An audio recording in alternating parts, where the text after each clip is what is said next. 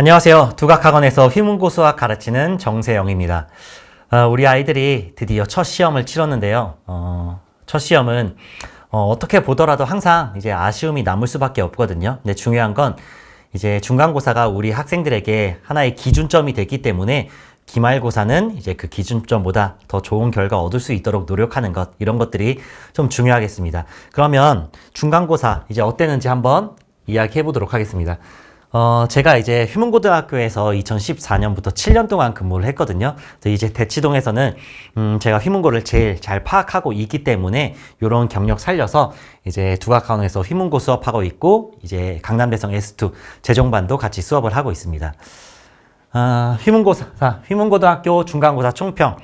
이제 시험이 끝나고 학생들이 바로 전화가 와가지고 딱 이렇게 얘기를 했습니다. 선생님, 알려준 거에서 다 나왔다. 그리고 학부모님과도 제가 이렇게 피드백을 받아봤을 때 이제 아이가 수업에서 배운 것들이 다 나왔다, 이렇게 얘기를 했다고 하시더라고요. 그러면 중간고사가 어떻게 출제됐는지 한번 보면 일단 전반적인 난이도는 무난했다라는 평입니다. 근데 이 무난했다는 게 이제 휘문고등학교 그동안 출제돼 왔던 그게 기준으로 무난하다는 거지 그냥 쉬웠다라는 건 전혀 아닙니다. 근데 왜 무난하다고 하냐면 객관식이 비교적 쉽게 출제됐습니다.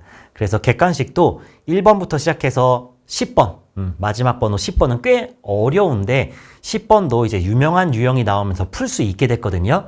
그래서 비교적 객관식이 쉬웠고 최고난도 문항들도 시간이 충분하다면 풀 수가 있는 문항이었습니다. 그러니까 시간이 충분했어도 학생들이 보기에 풀기 어려운 문제들이 있고 접근이 아예 어려운 문제가 있고 시간이 충분히 주어지면 풀 수 있는 문제들이 있거든요.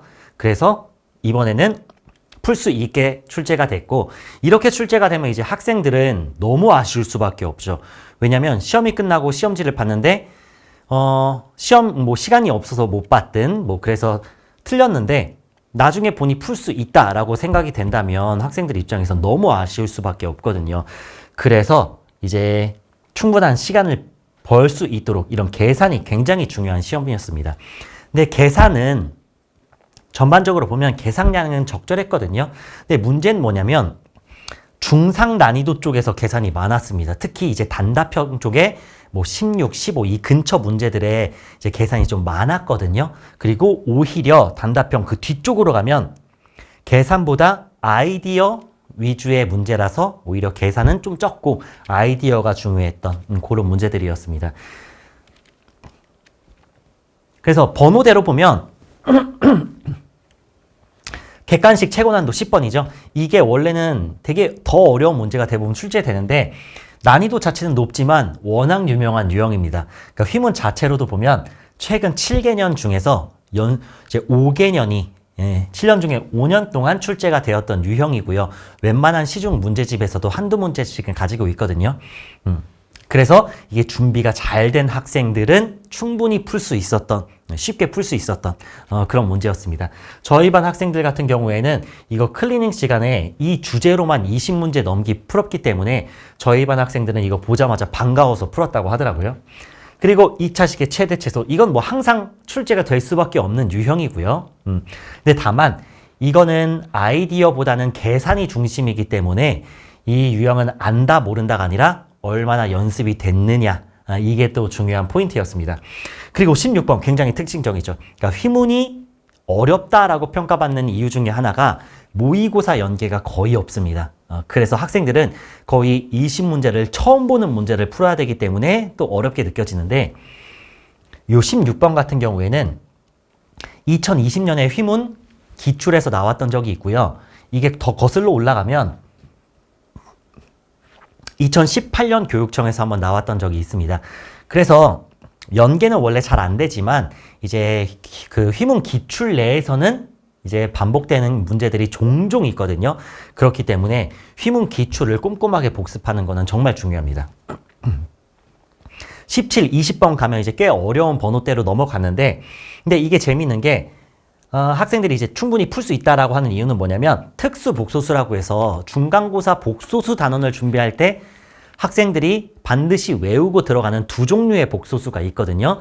그 중에 하나 가지고 두 개가 출제가 되었습니다. 그래서 학생들이 시간이 충분히 있었으면 접근은 할 수 있었다라는 거죠. 비교적 1번부터 13번이 무난하게 출제가 돼서 저희 반 학생들이나 이제 다른 애들 후기를 들어보면 1번부터 한 14번까지 무난하게 빨리 풀고 그 이후에 5, 6문제를 얼마나 더 풀었느냐, 이게 좀 포인트가 되는 시험이었죠. 기말은 어떻게 출제가 될 것인가 한번 같이 보겠습니다.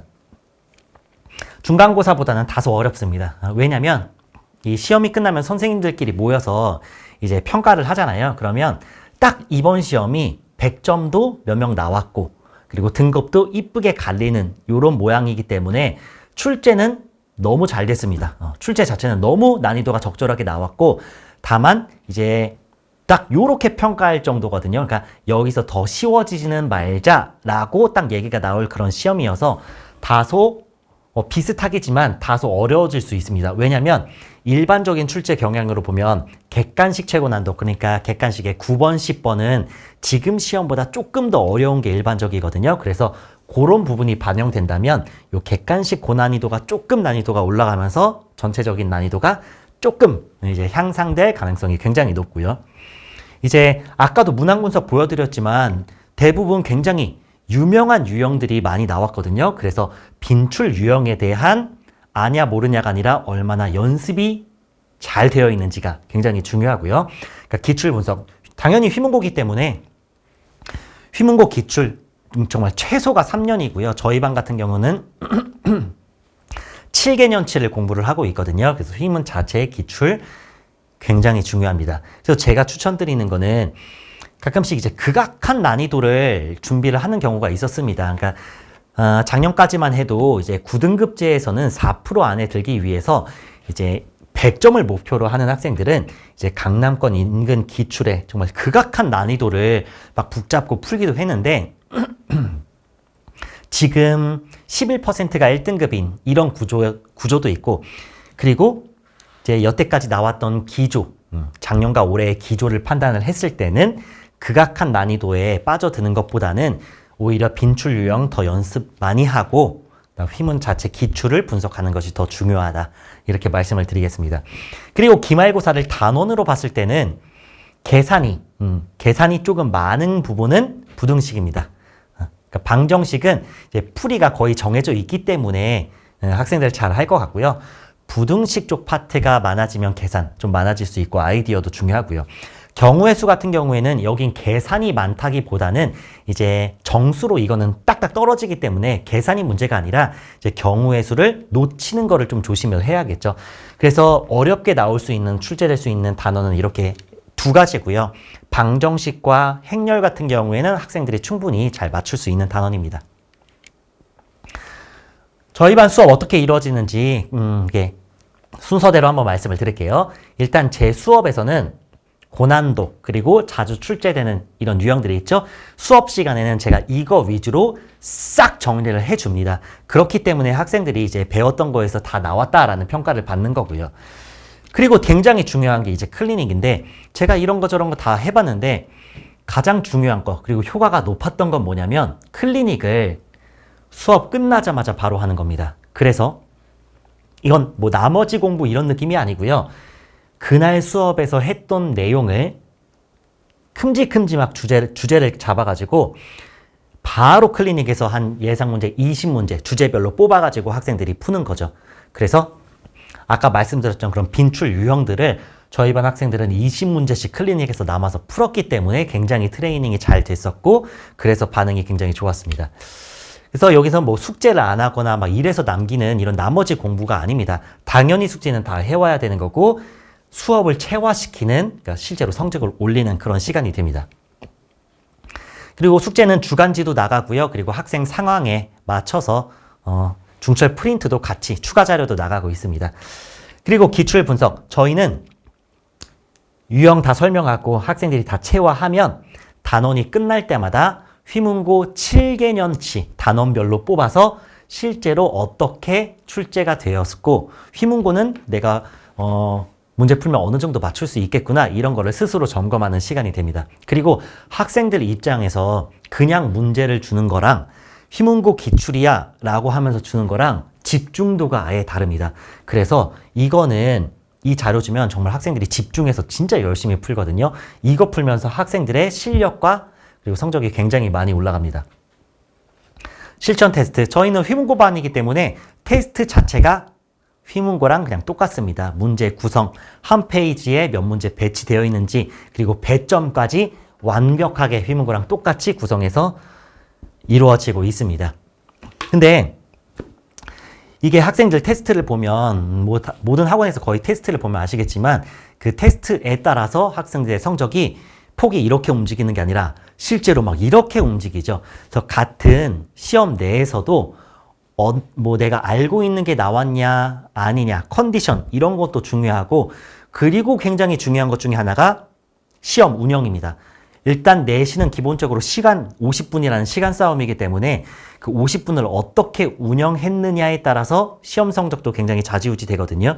그래서 그런 것들을 저희 반 학생들은 실제로 연습하면서 이런 것들을 실력을 키우고 있습니다. 그리고 모의고사 같은 경우에는 휘문고는